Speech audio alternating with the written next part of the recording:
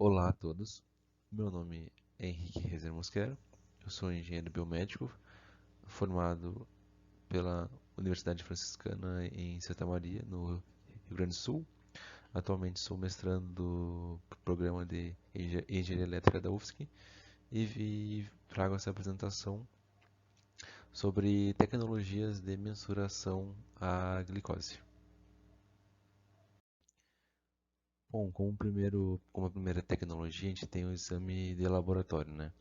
A gente tem duas técnicas que são o exame enzimático amperométrico e o de exoquinase. São os métodos preferidos para medir as concentrações de glicose no sangue em laboratórios. Ambos possuem um alto nível de especificidade, sensibilidade e podem detectar uma ampla gama de concentrações de glicose, inclusive em cenários hipoglicêmicos e hiperglicêmicos. Tais características significam que podem ser usados como padrão de referência para medir o desempenho de instrumentos menos precisos, ou seja, glicosímetros, e futuros dispositivos não invasivos e minimamente invasivos. Então, por ser um método e uma tecnologia bem estabelecida no dia a dia, no mercado, ele serve como base técnica para tecnologias que estão sendo desenvolvidas e que irão ser desenvolvidas. À direita a gente tem uma exemplificação rápida assim, referente ao funcionamento dos dois métodos. Então são basicamente métodos eletroquímicos que usam a glicose para gerar uma tensão e essa tensão gera que vai ser lida pelo computador, onde terá o nível de glicose. Então, as principais características desse método é uma precisão muito alta, uma sensibilidade muito alta, um tempo de medição longo. A amostra pode ser tanto sangue como plasma, soro ou urina, e o método de extração de sangue é invasivo, então é necessária a retirada do sangue com uma agulha, por exemplo. Uma segunda tecnologia muito difundida também são os glicosímetros, que são dispositivos típicos que exigem picada no dedo com uma lanceta para acessar o sangue capilar. Depois de colocar uma gota na amostra, uma gota de sangue na tira de teste, a glicose oxida na presença de uma enzima para produzir uma certa quantidade de corrente proporcional ao nível de glicose. Os elétrons, então, viajam para o medidor contendo um conversor de corrente para voltagem para fornecer uma voltagem proporcional ao nível de glicose. Então, é um processo também semelhante ao do exame em laboratório, né? Um processo eletroquímico ali, no qual o sangue entra em contato com essa enzima, onde vai oxidar, né? Então vai gerar uma corrente. Essa corrente vai ser lida por esse conversor, que vai converter em um nível de glicose no visor do glicosímetro.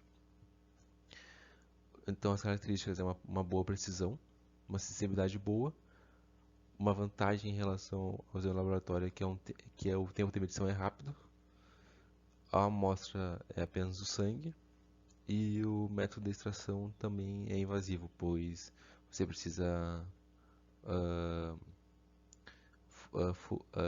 fazer uma picada no seu dedo para poder fazer a medição.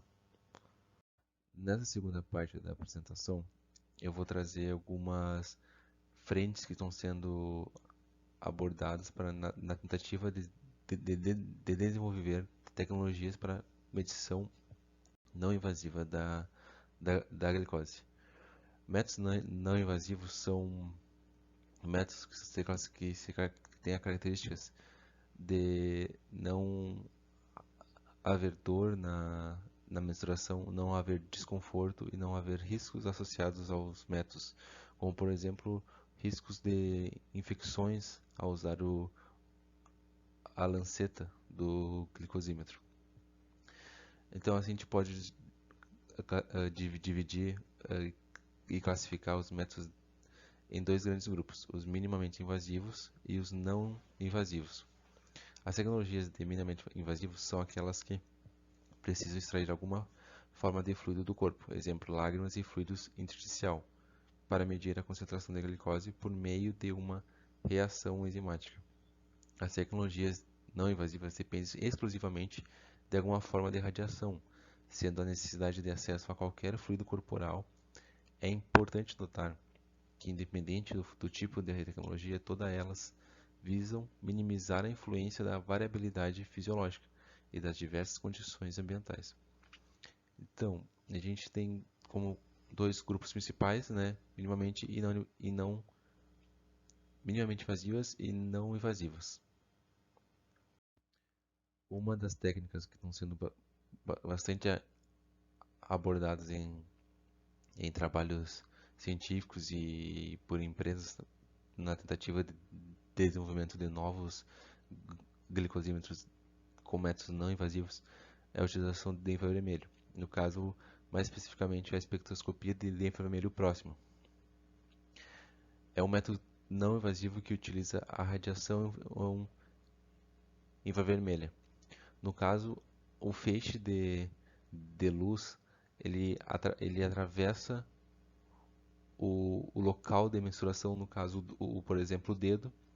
No outro lado do, do, do, do dedo terá um detector, o qual lerá a diferença de intensidade do feixe, ocasionando um nível de glicose. As características são boa precisão, boa sensibilidade, tempo de medição rápido, método de extração de sangue não invasivo.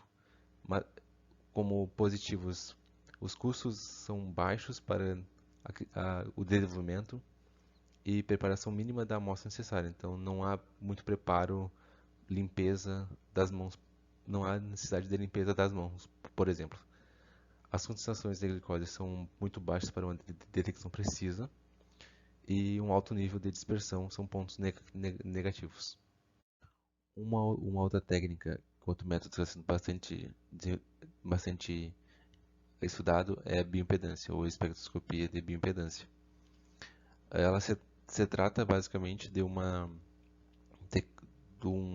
técnica que utiliza dois eletrodos para injetar e ler uma injeção de corrente muito baixa no organismo. Então, essa corrente vai ler a diferença entre quantidades de sódio e de potássio. Essas quantidades são alteradas pela a quantidade de glicose no organismo e a partir disso se gera um nível de glicose. As vantagens são relativamente barato o desenvolvimento, uma medição fácil na pele e um rápido tempo de medição. A desvantagem é sensível a variações de temperatura e movimento, sensível ao suor e ao teor de água e afetados por condições fisiológicas que é a membrana celular. Como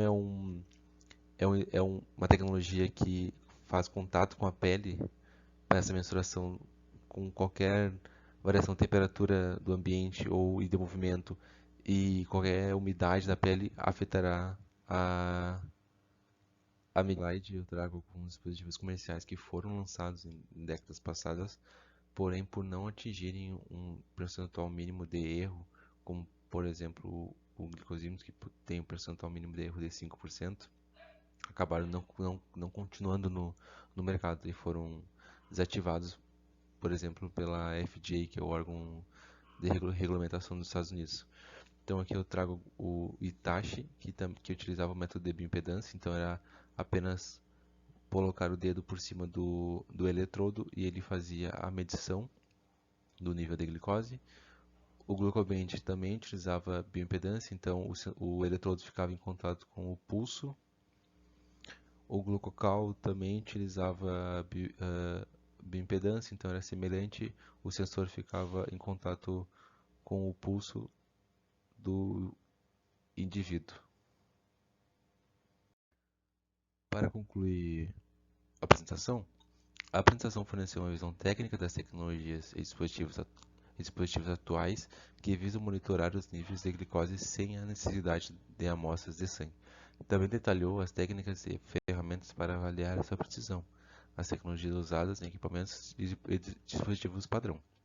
Combinando todas essas sessões, tentamos mostrar a maneira como todos os aspectos atuais ligados à detecção da glicose modelam a evolução técnica e o desenvolvimento de futuros dispositivos que podem monitorar as concentrações de glicose de forma não invasiva, sem desmerecer todas as pesquisas e progressos que estão sendo realizados atualmente. É essencial nos perguntarmos o nível de precisão que o dispositivo de detecção da glicose do método não invasivo deve ter antes de considerá-lo bom o suficiente. Sem dúvida, a questão de obter uma leitura precisa do nível de glicose em nosso corpo provou ser bastante desafiador.